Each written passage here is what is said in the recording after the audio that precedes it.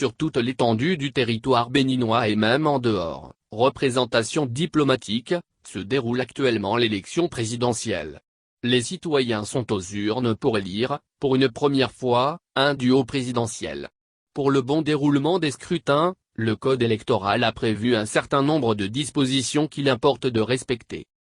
Pas de publicité électorale ni de rassemblements électoraux ce dimanche 11 avril où se déroule l'élection présidentielle. Les citoyens doivent se garder de tout acte visant à convaincre les électeurs en faveur de tel ou tel candidat. Le code électoral dispose, il est interdit, sous les peines prévues à l'article 386 alinéa 1er du présent code, de distribuer le jour du scrutin, des bulletins, circulaires ou autres documents de propagande et de porter ou d'arborer des emblèmes ou des signes distinctifs des candidats sur les lieux de vote.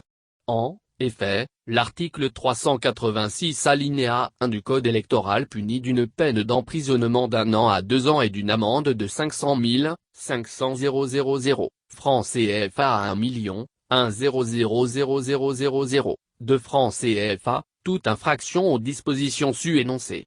À la lettre du Code électoral, le scrutin se déroule en un seul et même jour sur toute l'étendue du territoire national y compris les représentations diplomatiques et consulaires. Il dure 9 heures en l'occurrence de 7 heures à 16 heures. En cas de retard au démarrage, l'heure de clôture est arrêtée en tenant compte de la durée du retard accusé. Aussi, tous les électeurs présents sur les lieux de vote avant l'heure de clôture sont autorisés à voter.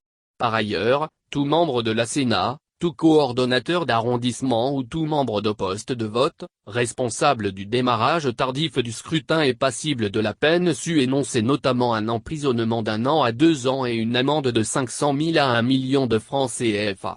Ces derniers sont passibles de la même peine, s'ils font démarrer le scrutin sans s'assurer de la disponibilité en nombre suffisant des bulletins et du matériel de vote.